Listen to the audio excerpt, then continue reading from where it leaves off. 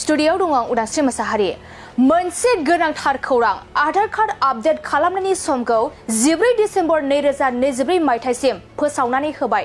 नंगौ, बे समाव आधार कार्डखौ लानानै फिन मोनसे गोनांथार रादाब फोसावदों UIDAI। UIDAI थांनाय गोबाव समनिफ्रायनो आधार कार्ड आपडेट खालामनो बिथोन होबोबाय थादोंमोन आरो थांनाय सिगांनि समाव माखासे आधार कार्डफोरखौल' आपडेट खालामनो बिथोन होदोंमोन। नाथाय आथिखालाव गासैबो रोखोमनि आधार कार्डखौ आपडेट खालामनो फोसावना होदों UIDAI। जुदि नोंथाङा दासिमबो आधार आपडेट खालामाखै अब्ला सम थानायावनो आधार आपडेट खालामना ला। आधार आपडेट खालामनायनि सम सिमाखौ फैगौ 14 डिसेम्बरसिम बारायना होनाय जाबावबाय।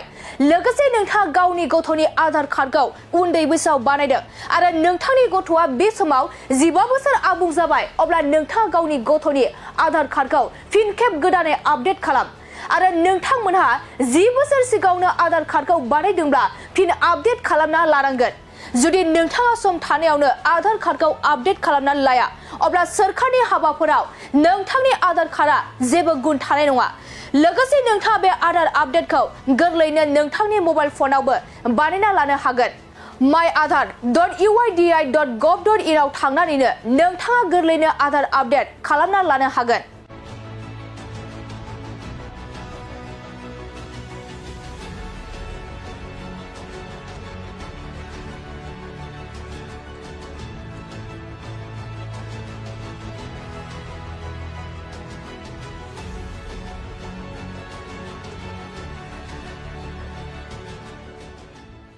खुलुमबाय, स्टुडिय'आव दं आं उदांस्रि मोसाहारि।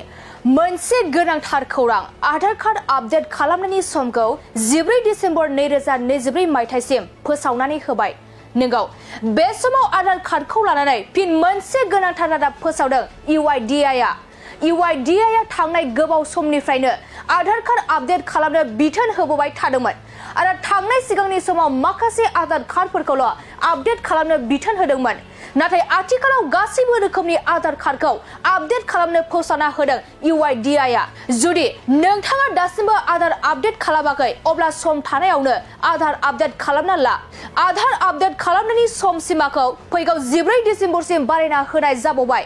लोगोसे नोंथाङा गावनि गथ'नि आधार कार्डखौ उन्दै बैसोआव बानायदों आरो नोंथांनि गथ'आ बे समाव 15 बोसोर आबुं जाबाय, अब्ला नोंथाङा गावनि गथ'नि आधार कार्डखौ फिन खेब गोदानै आपडेट खालाम।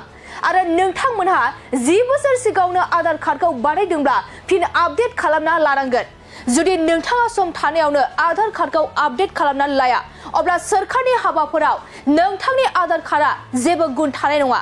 लोगोसे नोंथाङा बे आधार आपडेटखौ गोरलैयैनो नोंथांनि मबाइल फनावबो बानायना लानो हागोन।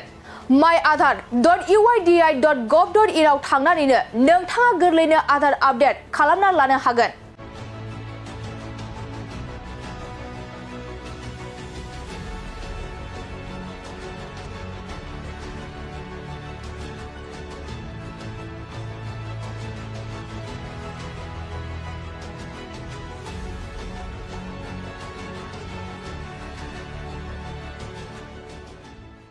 खुलुमबाय, स्टुडिय'आव दं आं उदांस्रि मोसाहारि। मोनसे गोनांथार खौरां आधार कार्ड आपडेट खालामनायनि समखौ 14 डिसेम्बर 2024 मायथाइसिम फोसावनानै होबाय। नंगौ, बे समाव आधार कार्डखौ लानानै फिन मोनसे गोनांथार रादाब फोसावदों UIDAI। UIDAI थांनाय गोबाव समनिफ्रायनो आधार कार्ड आपडेट खालामनो बिथोन होबोबाय थादोंमोन आरो थांनाय सिगांनि समाव माखासे आधार कार्डफोरखौल' आपडेट खालामनो बिथोन होदोंमोन। नाथाय आथिखालाव गासैबो रोखोमनि आधार कार्डखौ आपडेट खालामनो फोसावना होदों UIDAI। जुदि नोंथाङा दासिमबो आधार आपडेट खालामाखै अब्ला सम थानायावनो आधार आपडेट खालामना ला। आधार आपडेट खालामनायनि सम सिमाखौ फैगौ 14 डिसेम्बरसिम बारायना होनाय जाबावबाय।